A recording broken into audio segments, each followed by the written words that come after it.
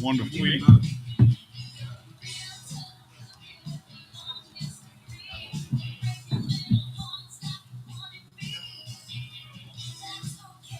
There's actually people that are interested.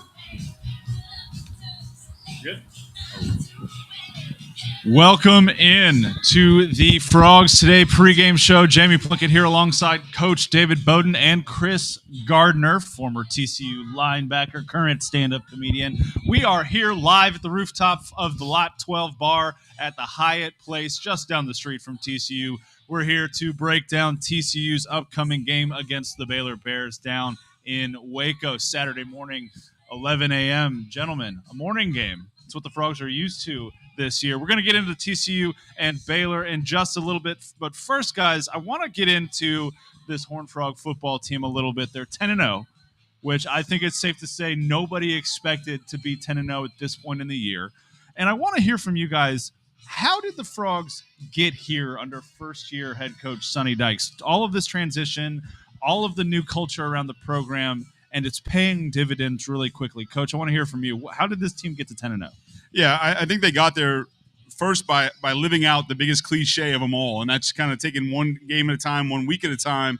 And they've gotten that done two ways. One, through obviously starts with Coach Sonny Dykes and his message to his team, and really early on in this, this journey and this run, not really addressing it at all, right? Not talking about rankings, not talking about bowl games, bowl eligibility, playoffs, none of it. They just kind of just said, okay, what's in front of us today? How do we get better today? And that's how they're able to do it. Then secondly, they had the senior leadership to get the job done, right? Because it's all well and good, as you know, Chris, and in the locker room, if you don't have the guys carrying out the message from the coaching staff, then really it doesn't matter much. But these guys have a truly mature group that lives out the message, and they lead by example, and those younger guys are starting to follow. Exactly. Well, kind of back into what you said, leading by example. One thing that Coach P always told us when we were coming up was, if I have to coach you, we're not going to be a good team. So if the players can't coach themselves, then you won't have a good team, right? And so one thing I've noticed, and it was like instrumental, even if you're watching just the videos on YouTube and Facebook, is Coach Kaz, right? Mm-hmm. The discipline that he brought into the program. A lot of times, me and my brothers are talking about this. A lot of times people don't know they need structure until they get it. And in this, I think one of the things this team was missing was that structure underneath. And Coach Cass came in there, and I think he's absolutely changed the program from the inside. And I think that's why it shows so well on the field, It's true. You talk to any of these other coaches, you talk to any of these players all the way back to spring practice. For sure. Kaz came up consistently. And I think you're absolutely right, Chris. You don't know that you need structure until you have it sometimes. Mm-hmm. And they've been provided probably the most cutting edge nutrition, strength and conditioning, and recovery schedule and plan of any college in the country at this point, Coach. I know that's something you've done a lot of harping on this year, is just how leading edge and how new, kind of trendy this way of doing strength and conditioning is. Yeah, the methodology is trendy, but the principle really goes back to, you mentioned structure. I go back to Vince Lombardi, and he said every young man craves structure, they just don't know it, right? And that was a quote from him. And so we've known this for a long time.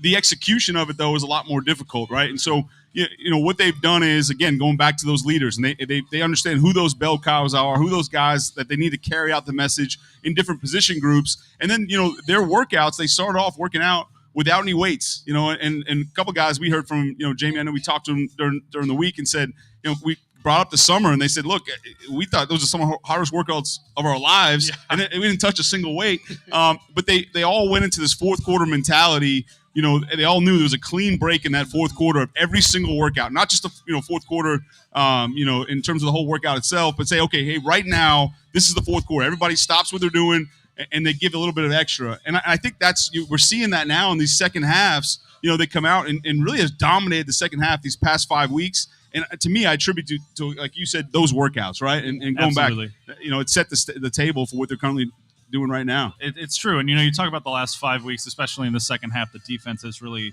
clutched up. I think it's a little bit funny to hear all of these national pundits talk about TCU's defense this last Saturday against Texas as that being like the first impressive thing that they've done all year. But when you look back all the way to Oklahoma State, even back to SMU to an extent, this defense in the second half of games has been grinding people into dust. They've been winning in the trenches on both sides of the ball, really, in the second half, and that has been paying huge dividends for this team, and it's a big reason why they're 10-0. But guys, as we continue this conversation, Chris, I know that you've watched every single game this year. Who, from a player perspective, has really impressed you so far this year as TCU's been 10-0?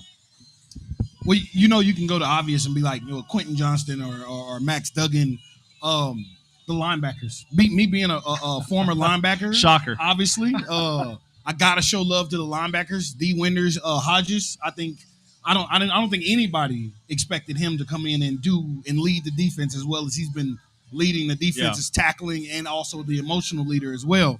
But I also like the back end, and I want to make sure I give guys the love in the back end. I love watching Kamara play football, and then Bud Clark. Bud Clark is to me. There's the Trayvon Merrick. There's the T.J. Johnson. There's the safety that we always have, and Bud Clark. And he's only started with half the season, right? Yeah. And he's come in, and it only took like 2 games. I'm like, oh, he's one of them. He's that one of those guys. We have a Trayvon, we have a T.J. Johnson, we have a Bud Clark. And so that Bud Clark, shout out to Louisiana, Alexandria, Louisiana. I'm from Louisiana, Pineville, Louisiana, which is right across the bridge. So shout out to him, man. Yeah. Yeah, look, Jamie, I'm with you on Bud Clark just because what they've asked those guys to do at safety, they've got to run a bunch of alleys and make some tackles at the line of scrimmage, and he shows up with a purpose and gets it done. And I'll go back to what you said about the linebackers. That's mine, Jamie. You didn't ask, but I'm going to tell you anyhow. I was going to kick it to you next. Oh, well, good. And for the same reason, really, is those 3 guys. You talk about Hodges and Winters, they're asked to do so much in this 3-3 stack, right? I mean, it's a ton of stuff. A lot of times, any one of them could be the default fourth rusher, right? Because they want to bring a 4th guy. They'll bring one of those guys. They'll twist and loop. They'll drop into coverage. They'll place a man on the back. And obviously, they'll reads and make tackles and whatnot. And then you add Shadrack Banks to the mix now. I was gonna make sure we for sure. Yeah, I mean, obviously this last week and a half, really, when you look at the job that he's done, I don't think anybody saw that one coming. For a young guy, we all knew how athletic he is. We all, saw him in kick returns and do those things, which is just really mind-blowing from the first time we saw him back there at 252 pounds, returning kicks. Absolutely. But what's most impressive about him in this last week and a half is he's playing assignment sound football, right? He's getting aligned, and he's making plays, and he's making reads. And so now you've got 4 guys for those 3 spots. They're in a really good position at linebacker here at the home stretch. Yeah, Coach Dykes talked about Banks a little bit this week. He said, we always knew the athleticism was there because he's, as you mentioned on Facing the Frogs this week, Coach, a 252-pound linebacker who's returning kicks. But now that the mental aspect of the game is starting to catch up with his physicality, we're starting to see him really show out on the field. I want to talk a little bit about Abe Kamara, which you brought him up, Chris. Abe Kamara got playing time early in the season because Bud Clark got hurt in fall camp. And so we got to discover Abe Kamara at the same time as everybody else because Bud wasn't in there. And now it's a similar thing, I think, to Shad Banks a little bit. Injury creates opportunity, right? And so you have a guy in Bud Clark who's out for a little while because of his ankle and his Achilles injuries. And then Abe Kamara comes in, and he's probably one of the hardest hitting dudes on the planet right now. Him and Mark Perry. We had a chance to talk to Kamara about a month ago, midweek. And I asked him, I said, do you take pride in kind of knocking people backwards? And he said, yeah, Mark Perry and I have a little bit of a competition going. And so I love that kind of aggressiveness that we're seeing from the safeties again this year, where they want to get downhill. They want to help in the run game. They want to hit people really hard.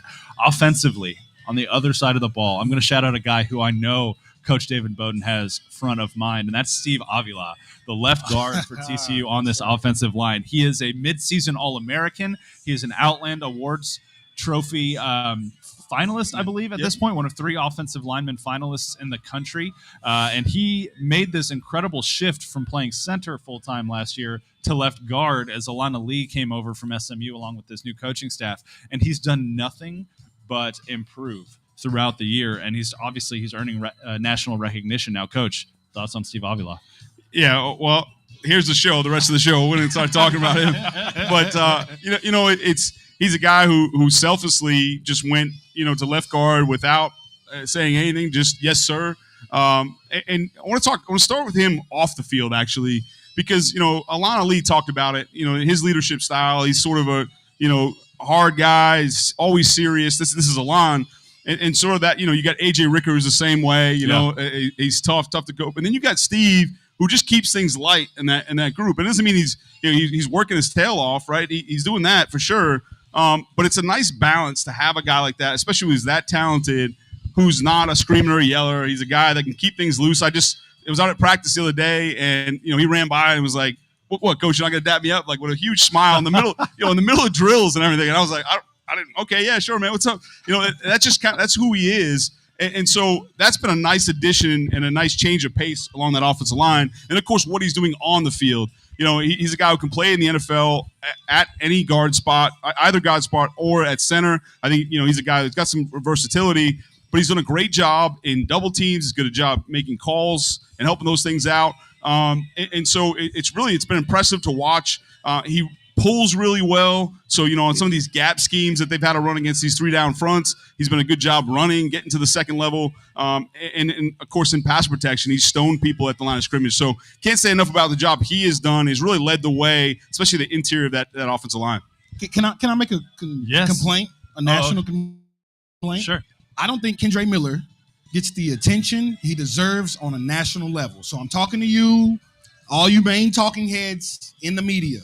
Kendre Miller is okay, because the whole game, I don't know if did y'all listen to the broadcast of the game? Yes. Okay, so the whole game, it's, Bijan.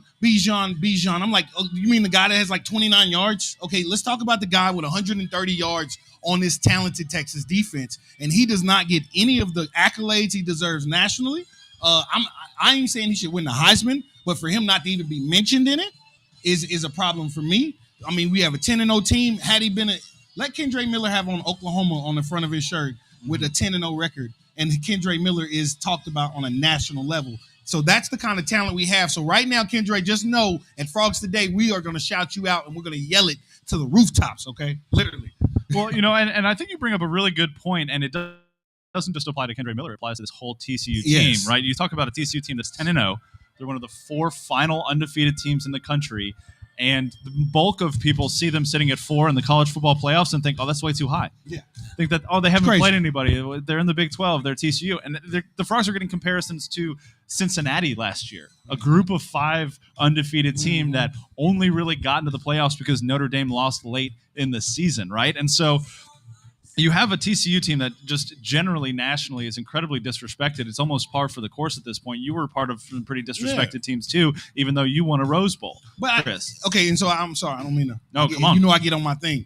Okay, so if you really think about it, in the last 13 years, TCU has been 13-0, went to a Rose Bowl. 2014 should have been to the college football playoffs. Yes. Now 10-0, on the verge of going to the college football playoffs. So that's 3 years in the last 12. That we've been not on a national spotlight, but like fighting to get to the national championship. So it's not like this is like some Cinderella story that come out of nowhere. This is a program that's been built for 20 years that's not getting the respect it deserves on the level that it is. And I'm sorry, I'm on my soapbox today. No, I think you're spot on though, right? And you go back to Kendre Miller, what I love about this team, and you mentioned not getting the national recognition, a lot of them just they just shrug it off, man. They just go to work the next day, which is great. And Kendre is one of those guys, looking at these positions, there's no divas, right? So a guy like Kendre Miller, you'll see him on 3rd down, in pass pro and attack the line of scrimmage, picking up linebackers and those kind of things. He's not a guy that just worried about his touches and all that. I mean, that you have that across the board, starting with a guy like Kendre Miller, but go to all these skill positions. Quentin Johnston's the same way. Early in the year, wasn't getting a lot of targets. Didn't complain. He was the first one in the end zone celebrating for his teammates when Savion Williams scored, and a good friend of his. So you can just go down the line and see that these are team first guys. And to me, when you look at that, you look at the talent they have, but the way they carry themselves, there's no surprise that they're 10-0 right now, because that's what it takes. As opposed to, you look at Texas last week, you got the 5 stars running around. All of a sudden, there was some finger pointing going on the field. People are yelling at their own teammates, right? It's because some of those guys, and I'm not point out certain, or pick on anyone, but the reality is some of those guys that they've been, people have been kissing their tails their entire life. You know what I mean? That's right, and coddled. And so all of a sudden they get in a little bit of adversity, whereas these guys here, you got a lot of talent, but they had to grind it. They had to earn it. And you can see that now. It's kind of in those type of games, those gutted out type of games like last week versus Texas is where that shows up. And it's fun to watch if you're a TCU fan. So let's turn our attention to that game before we get into this TCU-Baylor game that's happening tomorrow, because TCU did something that finally got some people's attention on the national radar last week. They went down to Austin, Texas. They won 17-10. That very easily could have been a bigger margin of victory, too, if you don't have the fumble, scoop, and score late in the game that Texas kind of got lucky with. But now that win down in Austin, 17-10. You win by 7. Alabama went down there earlier this year, only won by 1, 20-19. What went right, guys, for TCU in that win on Saturday? Yeah, well, what I think went right is that they won a football game different than they had all year, right? Yeah. And they were all in on it, right? Everyone wants to talk about the defense, and rightfully so. What they did against that offense, you talked about Bijan having 29 yards, and Roschon Johnson, I think, had 14 yards. And Quinn Ewers was on the ground over and over again all night. So the defense, we know about that, right? We know what they did. It was nothing short of amazing. But what impressed me was the offense playing that style, right, and not getting frustrated. I asked Garrett Riley about that this week, offense coordinator. He said, look, whatever it takes to win, and that entire offense adopted that, that personality, right? They just said, look, if we've got to be, normally we're going for it on fourth downs, right? We're not kicking field goals. We're going on fourth down. We're, going to the end zone. They didn't. They elected for field goals. They played a field position game. They played a time of possession game, so they didn't go tempo like they normally do, right? They ran the ball in some situations where they would have thrown it otherwise. And so they said, look, it's not about us. We don't care flashy. If we have to win 3-0, then so be it. And again, it goes back to I'm on that. Talk about soapboxes. I'm on it. But again, it's team first guys, right? And so when you have that, that's when something special happens like this. And again, that to me, that's what it was. It was winning completely different than they have all year. In these shootouts and comeback victories, they just gutted out a tough, hard-nosed victory, and it was an old school deal. It was fun. It's kind of to double down on what you said. To me, one of the things this team has done, not only against Texas, but it's done all year, it's responded to adversity. Like, no matter what's going on in the situation, we're down by 14, we're down by 17, we're in Texas, it's 110,000 people there. Their defense was playing, the first half, their defense was playing lights out. Like, I was watching on you can feel, like, the energy, and you're like, oh, this could be one of those games. And for our team to take that hit in the mouth and to say, all right, we're fine, and to turn around and turn the game how they did, it's a testament to the coaching staff, and it's a testament to these players, just the response to adversity and always answering every single question that's asked of them. Okay. And like Garrett Riley, that's what's one of the things I've loved about our offense all year. No matter what situation is, the offense always responds and answers. And so this time the defense had their chance to step up and respond and answer, and they did an unbelievable job. They truly did. And, I want to give a special shout-out to Johnny Hodges, who you've talked a little bit about already today, because he had 11 tackles in this game. Mm-hmm. Defensive player of the week in the Big 12 because of his performance in this game. He's a guy who we had a chance to talk to him in post-game, Coach, and he entered the transfer. First of all, he didn't get any D1 offers out of high school. He went to Navy, the Naval Academy, and played lacrosse before he walked onto the football team, got an opportunity to play football at Navy, decided to enter the transfer portal because there were a couple other guys on the depth chart who had passed him up. He got one offer out of the transfer portal. He called 60 coaches, he said, including every Power 5 coach trying to get on somewhere. He got 2 responses back. He got one from Northwestern, who said, sorry, you're not good enough to play for us. And he got a scholarship offer from Joe Gillespie. Like, how smart does Joe Gillespie look right now to have brought a high character, high talent guy like Johnny Hodges in here that really kind of bolstered this linebacker core? Could you imagine if he wasn't on this team right now with the other injuries that TCU has suffered at that position? Like, the guy comes in and all he does is lead by character, by example, and leads the team in tackles this year. Yeah, and he's a lot of ridiculous. Fun, right? Yeah, and he's always good for a quote too. That's right, which I really do appreciate. Guys, we're gonna take a quick break here on the Frogs Today pregame show live from Lot 12 on the rooftop of the Hyatt Place. When we come back, Coach Bowden, Chris Gardner, and I are going to get into this game coming up on Saturday morning. The TCU Horned Frogs, the Baylor Bears. It's the battle on I-35. We'll talk about it right after this break. For exclusive interviews and content on TCU recruits, subscribe now at frogstoday.com. Any sport, anytime. It's your source for all things TCU. Only on frogstoday.com. Texas-based Happy Water offers the best-tasting, sugar-free kids drink ever made. Happy Water comes in 4 delicious flavors that you can find at local retailers and on Amazon. Each pouch contains 0 grams of sugar, 0 calories, and 0% juice. Head to happydrinks.com for more information and to purchase Happy Water. That's HAPI Live happy, be happy, drink happy. Simply the best barbecue in Fort Worth. Dine in, catering, or drive-through. 2900 Montgomery, just off I-30. Remember, the best barbecue in Fort Worth is at Railhead Smokehouse. Say hello to the water of tomorrow. Richard's Rainwater. Richard's Rainwater is 100% rain, refreshing, renewable, and the only ingredient we use in our water. Why rain? Because everyone deserves access to clean water, and rain is a 100% renewable resource available everywhere. Drink the rain. Save the planet. Shop now at richardsrainwater.com. Simply the best barbecue in Fort Worth. Dine in, catering, or drive-through. 2900 Montgomery, just off I-30. Remember, the best barbecue in Fort Worth is at Railhead Smokehouse. We are back here live on the Frogs Today pregame show from the rooftop bar of Lot 12 at the Hyatt Place, just down the street from TCU's beautiful campus here in Fort Worth, Texas. Jamie Plunkett alongside Coach David Bowden and Chris Gardner, former TCU linebacker, current stand-up comedian and current podcaster under the Roxo Media House brand, Three Real Brothers podcast. You can check that out on their YouTube channel and on the Roxo Media House website as well. Chris, thanks for being here along with us today. Glad you're representing your show as well. Guys, we got a question on the live stream that I want to get into a little bit before we jump into the TCU Baylor game. Jim asks us, so how much does the win in Austin and a potential win in Waco help on the recruiting front? Coach, I'll throw this to you first. Well, I think a lot of times a win doesn't help you as much as you think it does, and a loss doesn't hurt you as much as you think it does. However, when you look at it collectively and you win this week and you're 11-0, and you can walk into living rooms,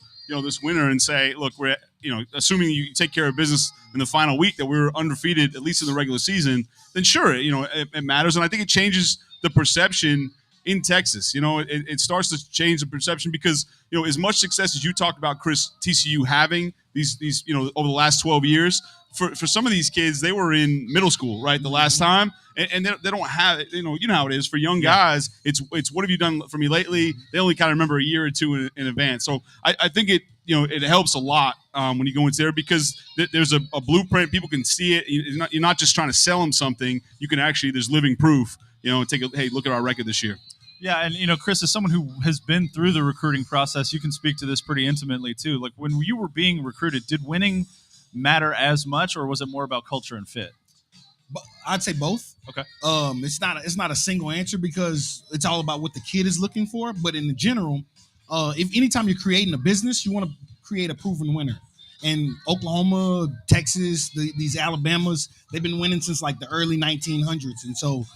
Creating a proven winner is how you're going to get these kids' attention. And so the last 12 years, last 13 years, you can just chalk this as another year we can put in there to prove, hey, no, you can come here and win the same games that you're going to win anywhere else, if not more. Mm-hmm. And so it really helps the selling point more than anything. And I think, too, just to kind of double down on that, the other part of that is you're winning and the culture is there.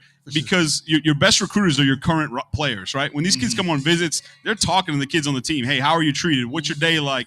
How was coach at practice? And we've been around it, Jamie. Been to all these practices all year long. What a great environment! Just a positive environment. There's positive reinforcement out there, and so for a fact that these players are going to be tremendous recruiters. So I think when you couple that with the record, then this is why you're seeing some success they're having on the recruiting trail. Absolutely. TCU has been consistently number 3 in the recruiting rankings in the Big 12 since they joined the Big 12 behind Oklahoma and Texas. And now that talent is starting to bear out on the football field, which is really fun to see. Folks, if you're watching and you've got questions on the YouTube channel, just drop them in the comments. We'll get to them throughout the rest of the show. But guys, it's time to get into what we are here for, sitting in the cold weather for. Talk about the cold weather that's going to be down in Waco tomorrow as the Frogs take on the Baylor Bears.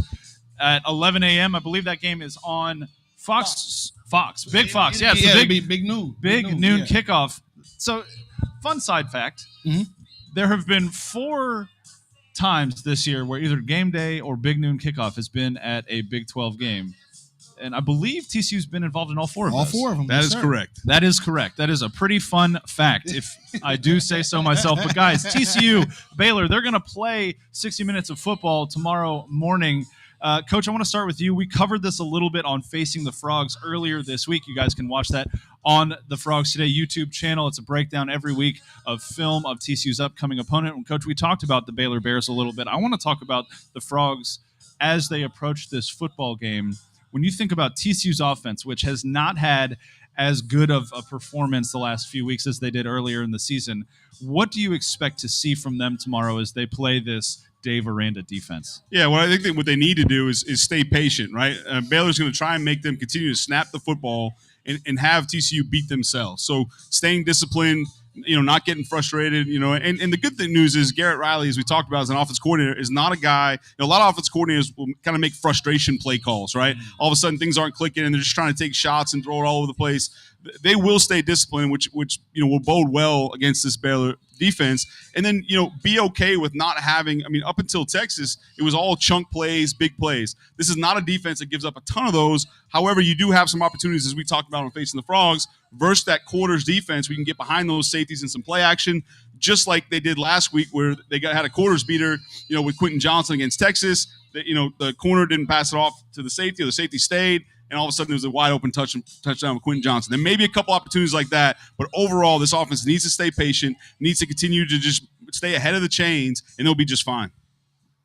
And I'm sorry. Go ahead. I think this is a really good opportunity too for Kendra Miller to put another big day together on the ground. Is that what you're getting to, Chris? What actually, I was going to complain about how Baylor plays, but in a way, it's a positive for them. So teams like Baylor and Kansas State don't beat themselves. Like I can't stand as a football player. Like I don't mind talent. Texas don't scare me. It's the teams that won't beat themselves, and so because all we have to do is have one little off game, mess up a few things, and that could be the end of our whole season. Or I don't want to say the end of our season, but the end of our college football playoff hopes. And so, staying patient. That's going to be the way to beat a team like Baylor. Is you cannot get overzealous. You cannot try to make the big play. Only thing you do is your job. If everybody goes in there, do your job, we'll have a more talented team. We have more, I would say, a better coaching staff. The only thing we have to do is our job. But as soon as we go in there and we try to do more, that's when we're going to fail. No, I love it. Chris, fire me up, right? Do your job. Certainly don't do anything, don't do anything more, but certainly don't do anything less, right? But do your darn job, right? Absolutely. Get it done. Put a little sign in there. Do your 111. 1 of 11, right? We do our 111. That's right. That's Everybody do a 111. We come out with the victory. Well, we know that they're capable of that because they're 10-0. They've done their 1 of 11 every single game so far this year. Coach, on the other side of the ball defensively, and Chris, I'm really looking forward to hearing what you have to say about this too. This is a defense that got everybody's attention against Texas. What do they have to do to keep everybody's attention tomorrow morning? Yeah, I think it'll be a little easier in terms of assignment, meaning, they're not going to throw a ton at you, this Baylor offense, right? We saw a ton of eye candy from Texas early on, not just last week, but that had been their MO this entire season under Steve Sarkisian. Mm-hmm. But this offense really is pretty simple, right? They're going to run a bunch of zone, which means you have to gap out. You can't get run by in a gap because that's what they want to do. They want to wash you it's not just vertically, but horizontally, and get movement horizontally so they can make one cut and go. And so linebackers can't get over the top. They have to hang back in their gap, their primary gap, until the ball declares, all those things. They will do some pre-snap movement. So to me, this defense has to get aligned early, right? They have to make sure they recognize, on Facebook, the Frogs, Jamie, we saw they went from quads to one side, all of a sudden they had a shift in motion, and they were, bunch trips into the boundary just like that. And so if you're not paying attention, right, Chris, you just all of a sudden you miss a line. So get aligned, make sure they over communicate that, and once they do that, I think they'll be in good shape. Yeah, now the defense is a whole different thing. I hate to sound so cliche, and I was trying to think of a way not to sound so cliche, but we have to stop the run because Baylor's not a team that's going to come out and try to set up the pass, or they're not an air raid offense. If you stop that run, you'll stop their play action, you'll stop their short game, you'll stop everything. What you have to do is you have to stop. So Richard Reese, I believe, is their running back, and he's one of the top freshman running backs in the country right now. So you put clamps on him, you slow him down, you make them 3rd and longs, 3rd and 7s, 3rd and 8s, then we're going to really have a chance. But if we can't get to that point, we don't stop that run, then it's going to be a long game. It really is. And you think about the weather, too, as that plays into this. It's going to be really cold tomorrow morning down in Waco. It's going to be in the high 30s, low 40s, and there's a significant chance of rain. And so, Coach, as you're a coach going in to a game where you know there's potential for some pretty nasty weather, does that affect how you game plan at all? Yeah, it's interesting. If it's blustery cold with no moisture at all, that's when you worry throwing the ball because, your grip, you worry about a quarterback and holding on to the football, and that's when you have some problems in ball control and ball security. A little bit of moisture, a little bit of weather, a little bit soggy actually doesn't worry me as much. You're playing on turf, so it's not as big of a deal in terms of your footing. So it shouldn't be an issue there. But actually, it doesn't bother me at all. So to me, your game plan stays pretty consistent to what you had in that kind of weather. Now, if it's completely dry and right now it says 40s, but if it dips any lower than that and it's cold and dry, that's when you have some concerns throwing the ball down the field because there's no moisture on the football, and then that affects you more. So a lot of people talk about the rain all the time. You can throw the ball in the rain and the snow. It's really when it gets dry where it makes it difficult. And Chris, for you as a player, did that change how you approach the game mentally when you knew it was going to be freezing cold out? For sure. One, you're layered up, and so you move a little different because now you have so many layers on, and guys are lotioning up with Vaseline to close their pores up because you don't want to be so cold. And as a person who, early on who played a lot of special teams, it's really hard for you because you're sitting there for 20, 30 like real time minutes. And before you actually have to play in between. And so the specialist is somebody you're going to have to look out for. The special teams people, the people who don't play as much, the backups, you're going to have to be locked in. You're going to have to be conscious because you won't be able to get warm and get your body warm like the starters will. You know what I mean? After you get your warm up in, you're going to be sitting there and hoping and waiting. And so you're going to be, I guess, heater gang is what we used to call them, the heater gang. And so, yeah, as long as we have our heaters out, just be ready. I mean, if you're that guy on special teams, you're that kicker, you're going to have to get ready because you're going to be sitting there for a long time, and it gets really, really cold. Well, we could be Notre Dame, right, Jamie? I mean, so everybody see what's going on. That's right. Yeah, or Buffalo. Oh, yeah. Which someone said 6 feet of snow, which we'll see. They had to move the game. They did. They moved it into Detroit. We had the directional Michigan Maction last night or Wednesday night, that had quite a bit of snow on the ground, which was a fun thing to watch. Would not have been fun, in my opinion, to be out there watching that football game. But you're absolutely right, guys. I think this is an opportunity, though, best for TCU to get to 11-0, right? They've been 1-0 every week this season. That's been their mantra. Their mentality is just be 1-0 this week, and they've got another opportunity to do that on Saturday. We are going to go to a pretty special conversation, though. Now, Brian Estridge, our good friend over at Frogs Today, had a chance to sit down with a pretty cool guest earlier this week. He had a conversation with former Baylor linebacker, former NFL head coach, Mike Singletary. We're going to kick it to that conversation right now. Here is Brian Estridge talking to Mike Singletary.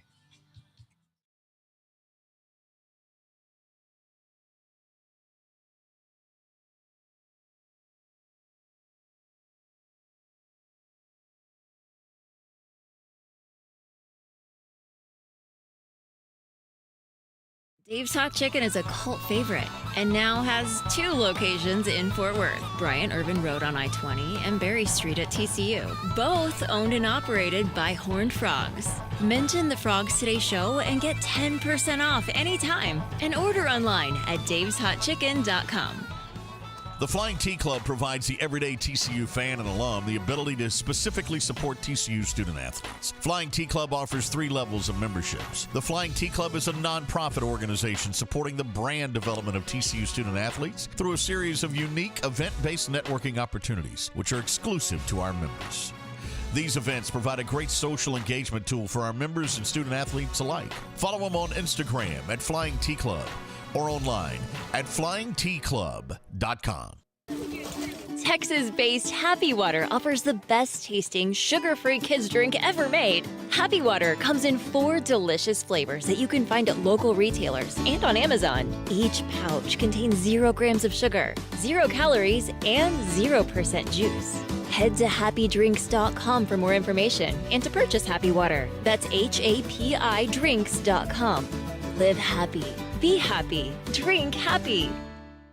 For exclusive interviews and content on TCU recruits, subscribe now at frogstoday.com. Any sport, anytime. It's your source for all things TCU. Only on frogstoday.com.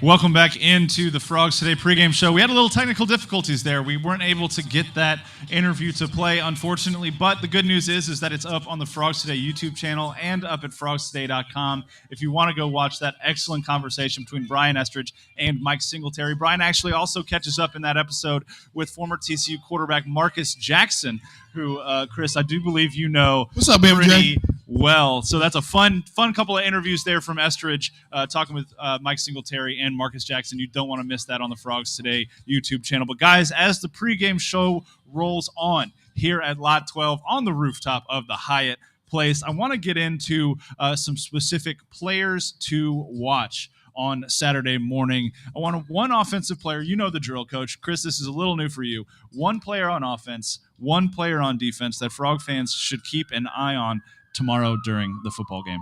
Yeah, I'll start offensively for me. I actually like to look at Amari DiMercado because everyone knows about Kendre Miller and the job he's done, and he should get every. Chris was right earlier. He should get every accolade thrown his way is deserving because he's done one heck of a job. But this is going to be a football game, like we said earlier, about staying patient and continue to just kind of pound the rock, and both literally, right, and in the figurative sense, but pound the rock in the run game. And I think a guy like Amari is going to have to come in like he did late in the game against Texas, where he just took care of the football, ran straight ahead, got the yards that were there, ran tough. And so keep an eye on him, especially late in this game when you give him a heavy dose of Kendre throughout the game. The offensive line really starts leaning on him like they've done all year. They start putting teams away in the second half. Amari's going to be a guy that can really give them an edge late in this one. Absolutely. He's call him the closer, call him a Aroldis Chapman out there or somebody, or right. Someone better than Aroldis Chapman. That's the first closer that came to mind. I particularly liked when DiMercado pushed Anthony Cook down by the side of his head late in that Texas game. Just that pure strength, like you said, running forward, running over people. But Chris, what about you? Player on offense that Frog fans should keep an eye on this weekend? I'm actually gonna cheat, and I'm gonna say two of them. Okay. So Darius Davis and Tay Barber. So there's gonna be. Baylor's coach is a defensive-minded guy, so I'm pretty sure he's going to pay a lot of attention to Q. So with him being doubled the whole time, we're going to have other guys step up and make plays, especially in the pass game. When those long third downs come, when they're doubling Q and we can't run it with Amari or we can't run it with Kendre, those guys are going to have to make those 11, 12-yard catches, those going across the middle, real tough catches. If those guys make those plays, and kind of how they've been doing all season, really, if they could just continue to do that, I think like I said, we're going to have a really good chance, and they're going to have big days. I think you're absolutely right. I think for me, I'm going to go with Alana Lee, which is a guy that we've talked about a little bit throughout the season. The SMU transfer, he's playing center for TCU on the offensive line this year. But we saw last week, especially in the first half of that game against Texas's defensive front was able to do some pretty impressive stuff against this Frogs offense and really slowed them down. And Coach, we broke down some film on Facing the Frogs this week that showed they're going to have another challenge up front this week with some really big interior defensive linemen for Baylor. So my hope is that Alana Lee is up to that challenge. Like you talked about on the show the other day, Coach, it would be foolish to leave him on his own island. Not because he's not capable of going one-on-one, but it's just not a good game plan. So I'm looking for Alana Lee, maybe some Steve Avila, some Wes Harris, and John Lands over at right guard to really step up on the interior of that offensive line on Saturday and help the Frogs offense get going a little bit earlier. Yeah, I think you're right. I think they've got really two nose guards that they rotate in that are just massive guys, pocket pushers. And so you need some help in there, like you said. So I think this offense will help them schematically in getting some double teams, especially versus a three-man rush, in pass pro. I think in the run game, I think they'll be in good shape. They can kind of pin and pull that guy, which they've done a lot, and get outside. But I think in pass pro, they got to make sure they're cognizant when they can to get some help with those guards versus those big nose guards. Absolutely, Coach. But let's go to the defensive side of the ball now. Who's a player to watch on defense? For me, it's Dylan Horton. He's a guy that when you look at the beginning of the year, he was kind of growing into this role, more of a leadership role in this defense. And he to me, not that he was a bad player to start the year, he was certainly capable, but he's turned into, I'll say it, he's turned into a great player at this point. And he's doing one heck of a job. And I think one of the things, and we'll go back to Facing the Frogs, we watched the film, he's a guy last week, we went down, he would have to squeeze a lot on those down blocks. Anytime all this zone blocking schemes, you get a tackle that blocks down, he's got to squeeze and close down that gap. Well, what Texas did to him last week is, and all of a sudden they went to, speed option out that way to kind of take advantage of that. Baylor has shown some of the same stuff. They put an H-back there a lot. They'll arc that guy. So my point is, all that stuff is to really strain a guy like Dylan Horton. So it's going to be interesting to watch him respond, because he's not going to be able to just do one thing or not. They're going to have to do multiple looks where they squeeze and they gap exchange with the linebacker, or whether they send him up the field, whether he spills power or bounces it. But really, this is a zone team. He's got to take care of that edge. So I'm looking forward to watching Dylan Horton in this one. You know what's crazy? I was going to say Dylan Horton too. But yeah, I mean, because in the last couple of weeks, this whole season, we kind of started off slow as far as pass rush goes. And the last couple of weeks, he's the one that's actually kicked it up and been making the plays in the backfield for the defense. But since you took him, I jumped to somebody else. Another person that kind of started out slow, but it has a big name, Trey Hodges Tomlinson. Trey Hodges Tomlinson. There we go. Let's say that one. Trey Hodges Tomlinson. He started the season slow, if you ask me. The SMU game, I think they picked on him a little bit. But like he's done the rest of the season, he's answered. And he's a guy had a couple picks in the last couple weeks. I think he's somebody that's really going to be somebody to watch in this game. As long as he gets that number one receiver shut down like he does, and he's the All-American that we know him to be, I think he'll have a really big game. Absolutely. For me, it's D. Winters. He's a guy who had to sit out in the first half against Texas last week. He's TCU's sack leader this year with 6.5 on his ledger. I expect 1 or 2 more from him on Saturday. I think they're going to use him a little bit more creatively now that they know they're going to have him for a full game, and now that they know they've got a legitimate backup at all 3 linebacker positions in Shad Banks. That allows you to be a little bit more creative, I think, with your linebackers, run them a little bit more, because if they need a spell on the sideline, you're confident in the guy coming in behind them. So give me D. Winters on that side of the ball to have a big game for the Frogs tomorrow. Guys, this isn't the only Big 12 game that's happening tomorrow, though, and there are Big 12 championship implications pretty much across the board tomorrow.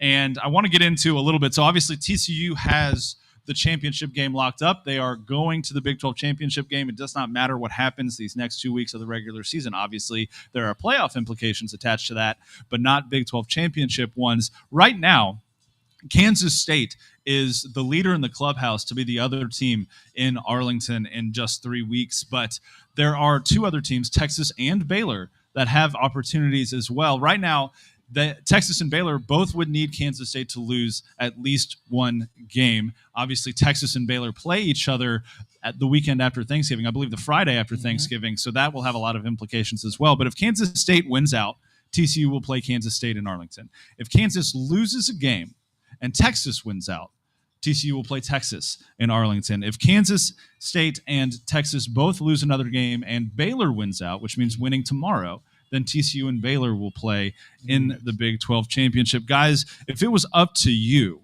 who would you like to see TCU play in the Big 12 championship game? Anybody. I don't. As long as we there, I don't care who comes. It could be Kansas State. It could be Baylor. Because I don't want to say, well, because I'm not scared of anybody. I mean, maybe that's the football mentality to me. That's the athlete that's deep down inside of me. Maybe that's just my love for TCU. I don't care who's there. I think we'll handle up against anybody. I mean, if we beat them once, we can beat you again, and that mentality doesn't leave. Like a lot of people say, "This is a new game," but you don't forget. You don't forget when we lost, because I was a 13-0 team, and when next year we come back and we lost, and then when you start losing in a game, that starts sitting in your mind. You start thinking, oh, man, we can really lose this game. But when we were 13-0, it didn't matter if we were down 10 points. We never felt like we were going to lose. And so I don't care who this team plays. If we beat them before, we can beat them again. Yeah, I like the mentality, right? I don't care if it's Kansas State or Kansas Wesleyan, right? Don't matter who's rolling through. And that's the approach you have to take in games like that for sure. I do think there is something to be said. It's interesting that now that they have the Big 12 championship, because it is difficult in college football to beat a team twice. A quality opponent. I don't think that's cliche. I think there's a lot to that. You scheme them up once, and all of a sudden you got to go back and sort of find some new wrinkles to roll out. So I think that's always a tough deal. For me, I don't know. I think Baylor would be the team, honestly. Now I say that, and they can go into an absolute dogfight tomorrow, and I'll eat my words. Right? Exactly.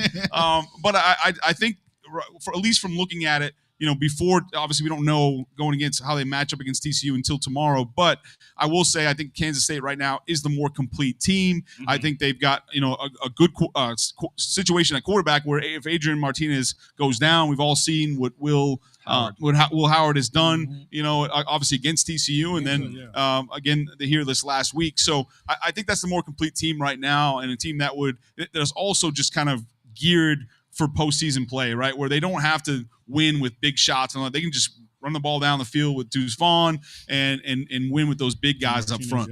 I totally agree. I'm kind of like you, Chris. I don't care who they play as long as they're there. I wouldn't mind another shot at Texas just to really silence everybody altogether this year. But you're playing with fire, I think, when you start to demand one school over another.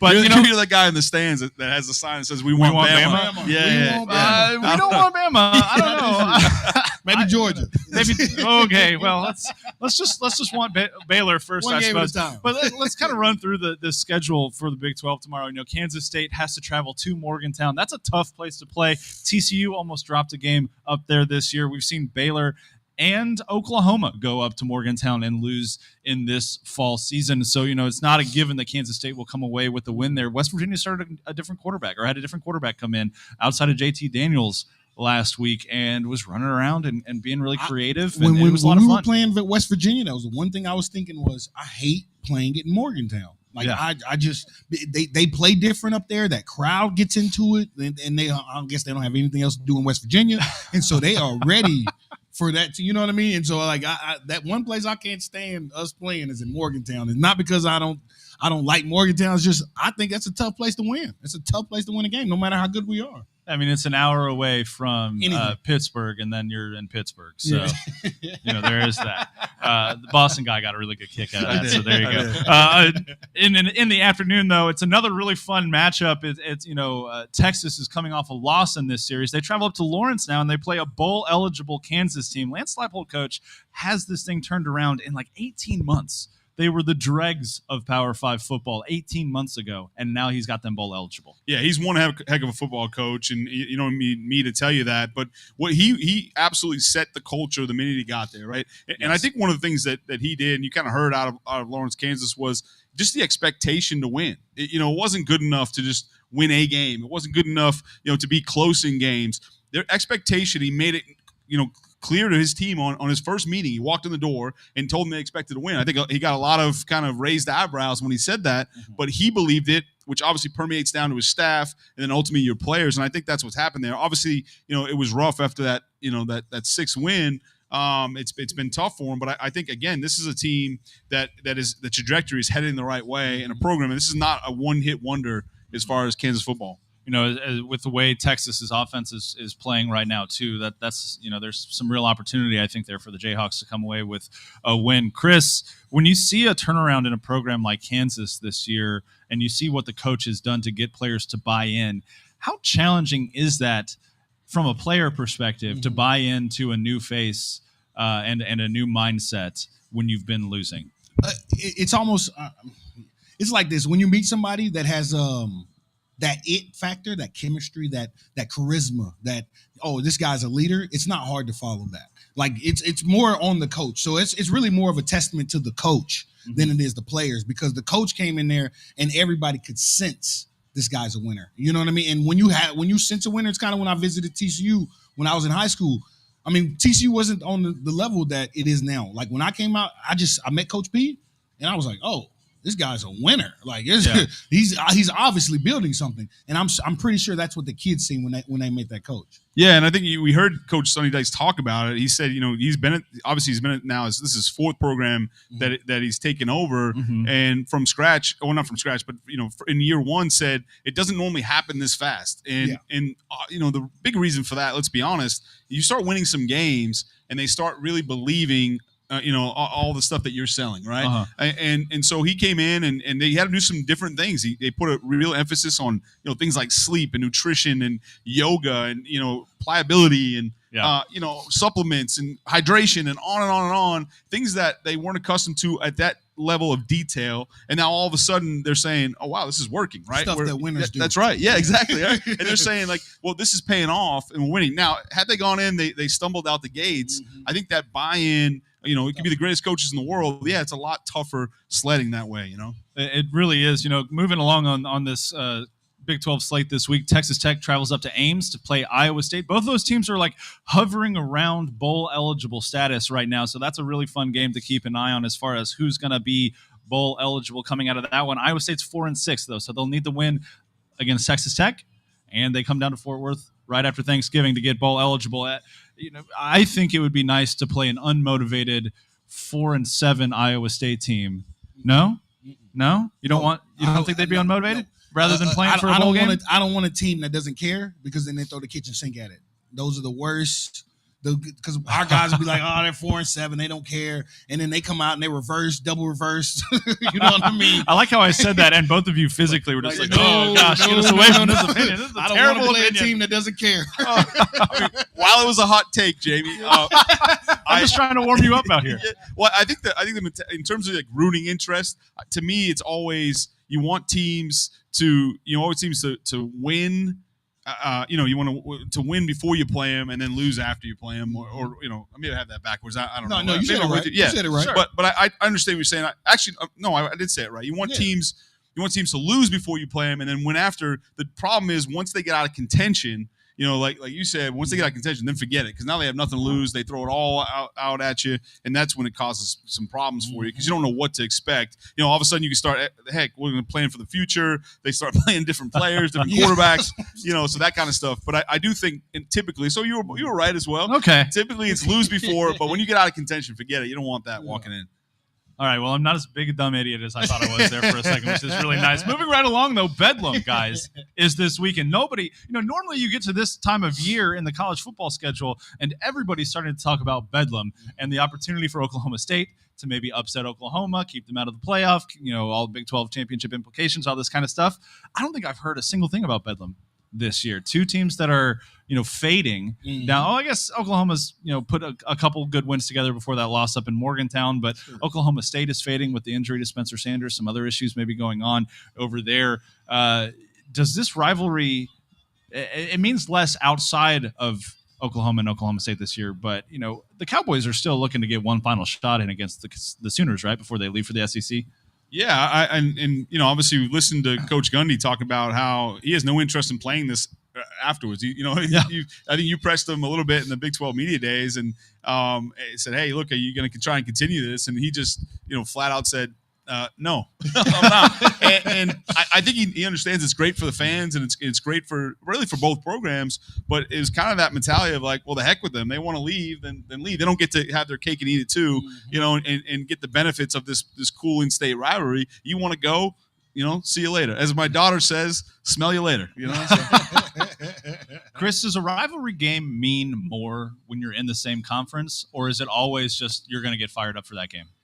No, it definitely means more, but it helps when you're in the conference. Like, because we've always hated SMU, but I mean, being in the Big 12, I hate Baylor way more. Or even when we're in the Mountain West, I hated BYU way more than I hated SMU. It's just because it's implications to that game, and then it's a real rivalry in there too. So it's like I got to play you every year, and then if I lose this game, then y'all win our conference championship. I lose to SMU, and then they go to the Athletic or WAC or wherever they are, and then we have to go back to our conference, so it doesn't really even matter. So I think that being in the same conference is a big deal.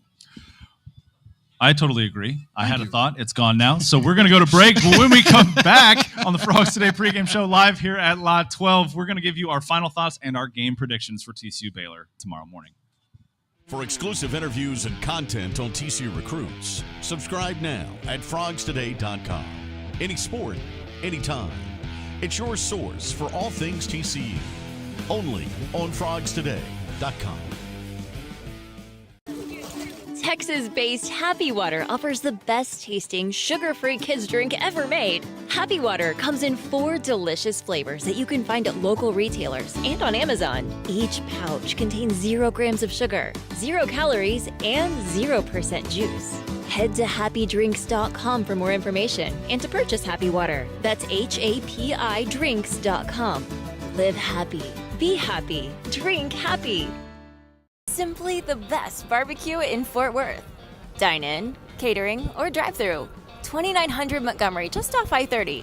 Remember, the best barbecue in Fort Worth is at Railhead Smokehouse. Say hello to the water of tomorrow. Richards Rainwater. Richards Rainwater is 100% rain, refreshing, renewable, and the only ingredient we use in our water. Why rain? Because everyone deserves access to clean water, and rain is a 100% renewable resource available everywhere. Drink the rain. Save the planet. Shop now at richardsrainwater.com. Simply the best barbecue in Fort Worth. Dine in, catering, or drive-through. 2900 Montgomery, just off I-30. Remember, the best barbecue in Fort Worth is at Railhead Smokehouse.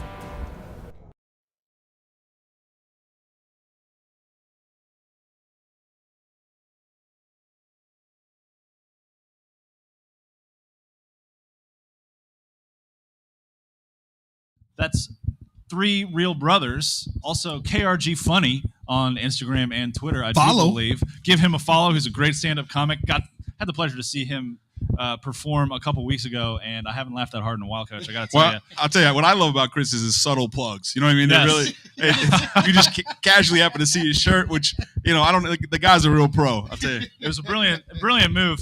He did approve it though through management before coming on the show tonight. Perfect. With his three real brothers T-shirt. Guys, we're gonna wrap up the program here on this segment though. But before we leave for the evening, and Coach, before you and I head down to Waco tonight, I want to hear your final thoughts, final observations on this game, and then give me a score prediction. Coach, let's start with you. Sure. For me, it's going to be another similar game. I don't think as close, but similar style of game as Texas, right? Where it's going to be cold, tough, running the football on both sides. So that's naturally going to eat into some clock a little bit. So keep it a little bit more low scoring because of that. But I think, this defense will show up again. And I think this offense is primed to bounce back. I think we'll have some big plays also through the air. It just won't have as many opportunities because of the style of play.